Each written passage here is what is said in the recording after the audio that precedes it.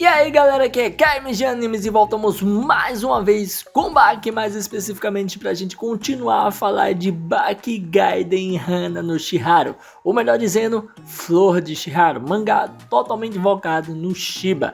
Que sim, a gente viu que teve a derrota do Shiba aí no capítulo anterior, a gente viu isso acontecendo, mas agora a gente vai ver os desfechos desse final bem intenso. Mas antes disso, devo lembrar que eu fiz uma música aqui de Baki no canal. Se você quiser ver ela, quiser escutar ela, vou deixar um card aqui em cima e também no final desse vídeo outro card para você estar acessando, beleza? Então deixa de resenha e vamos para a história.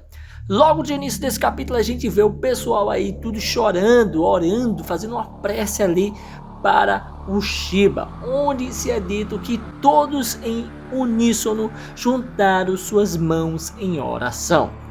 Uma oração para aquele homem, para aquele único homem.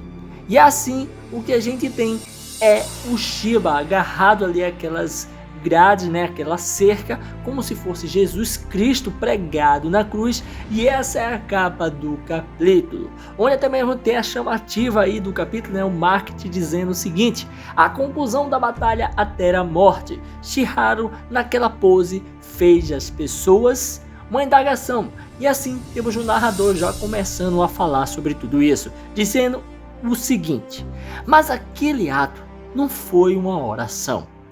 Os espectadores simplesmente não conseguiam compreender como essa luta havia terminado.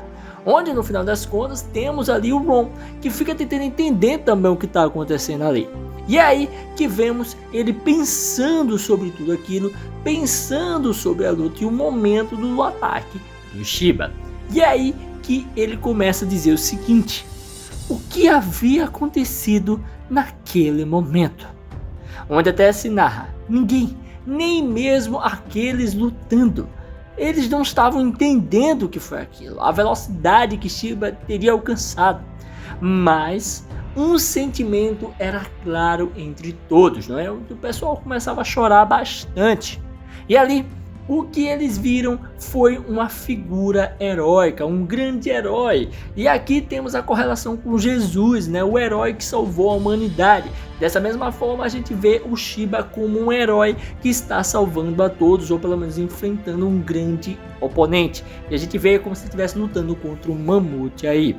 E assim, também temos mais da narração dizendo o seguinte: derrubado repetidamente se levantando, continuando a lutar, um instinto inquebrável para lutar contra um oponente gigante, que era o Ron.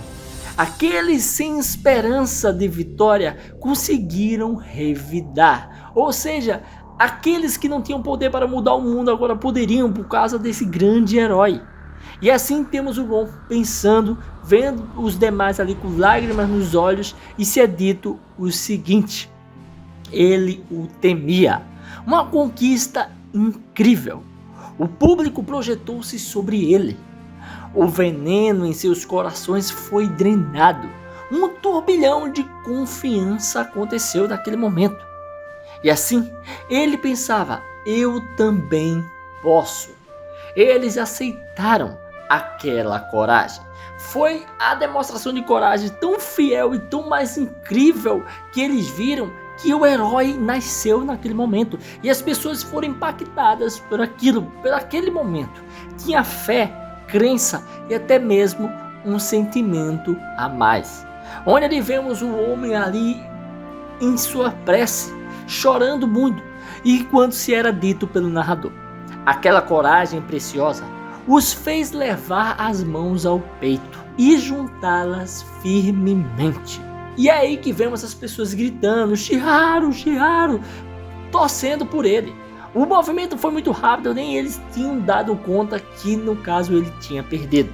O Ron chega perto de seu oponente olhando para ele, e assim o Ron dizia: sua vida está em minhas mãos. Naquele momento todo mundo entrou em si, finalmente entendeu o que estava acontecendo. E ali o autor dessa história, né, o cara que está escrevendo as façanhas de Shiba, começa a chorar e muito, onde ele diz: sim, é verdade, ele entende o que aconteceu. E ali temos o Shiba, né, em pé, crucificado na frente do Ron, onde se é dito o seguinte: Shiba-san perdeu. Finalmente o garoto tinha entendido aquilo. Naquele momento vemos também o Ron botando seus dedos nos lugares, né, colocando as juntas de volta. Não era realmente uma fratura, apenas deslocamento. E depois de fazer isso, o que a gente tem é ele estando em perfeito estado. Os demais ficam bastante surpresos, com medo do que viria a seguir. Porém, o que Ron faz é colocar suas mãos no bolso novamente, onde o escritor começa logo a pensar: seu primeiro golpe ou seu primeiro ataque. O que tinha acontecido era inegável. E assim se é dito: a liberdade de matar, a liberdade de deixar viver. A distância entre isso é em alto relevo. O vencedor está imóvel ou impassível, né? E se continuava a dizer, ou não. Mas onde as pessoas começavam a ver que ele estava se mexendo, algo estava acontecendo. E ainda se continua a narrar. A visão que eles viram foi um passo à frente. Seu instinto de lutar permanece mesmo quando inconsciente. Seu espírito agachado não aceita a derrota. Ou seja, ele ainda estava querendo lutar, mas seu corpo não conseguia mais atender seus pedidos. E aí se é visto as palavras do Shiba na cabeça do Ron, que dizia o seguinte: quem ganha ou perde, agora é uma questão de quem admite a derrota. Em outras palavras, o vencedor ainda está indeciso. E assim, ele lembrando de tais palavras, o Ron dizia: do que você está rindo? E é aí que Jaco começa a se aproximar dele, e até mesmo dá as mãos para ele apertar, e chama pelo Ron. E com esse movimento vemos ele dizer o seguinte: eu estou muito feliz, você me mostrou que é um artista marcial. Ron-kan, se você se dedicasse, você não poderia vencer em questão de segundos? Mas ele te deixou curioso. O espírito sobrenatural de Shiba Shiharu. E ao ouvir isso, temos o Ron indo em direção ao Jaco. Mas o que ele faz é dar a volta e passar por ele. Não está nem aí para as palavras dele. O Teu Jaco chama ele, mas nada acontece. E é aí que o Ron diz: eu só vou com um fluxo. Agora não tem como vencer. Quando é a hora de vencer, você vence. E quando é a hora de perder, você perde. Esse é o fluxo. Caiu o Jaco. E é aí que ele ainda diz mais: aquele homem, ele é o futuro? Onde Jaco tenta entender o que ele quis dizer. E assim Jaco diz: ah, ele? Ele será. E é nessa hora que o Ron começa a se mover, tira cigarros de seu bolso, onde se é dito o seguinte: então esteja preparado, não haverá próxima vez. E ali com grande velocidade parte aqueles cigarros, e assim dando as costas diz: da próxima vez eu vou ter certeza de derrubá-lo. E com isso as pessoas ficam sem entender muito bem. O Ron tá indo embora. E aí, como se fosse uma névoa, né? Como se fosse a neblina, ele sai andando com uma névoa se esgueirando pela cidade. Onde Jaco acha aquilo interessante e se diz o seguinte: que era madrugada, estava para amanhecer. E assim, enquanto o raiar do sol vinha chegando, vemos um poderoso punho.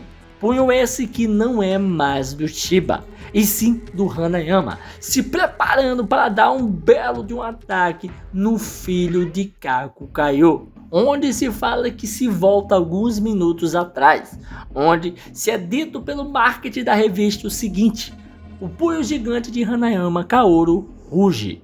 Com isso, chegamos ao fim do capítulo e foi muito da hora tudo até aqui. Muito legal toda essa explicação do fato de que sim, o Shiba ele perdeu, mas também o Ron não conseguiu derrotar ele antes daquele momento. É como se fosse um time out, né? Parou a luta porque o tempo acabou. E no final das contas, temos um bom final, um bom término e a gente tá vendo que o Shiba tem que aprender mais, está evoluindo. E ele seria o futuro das artes marciais em certo ponto. Até porque no futuro próximo algo vai acontecer entre Shiba e Ron. Gostei muito e agora a gente fica na expectativa para ver o que vai rolar entre o filho de Kaku e Hanayama Kaoru. Valeu, falou, fui!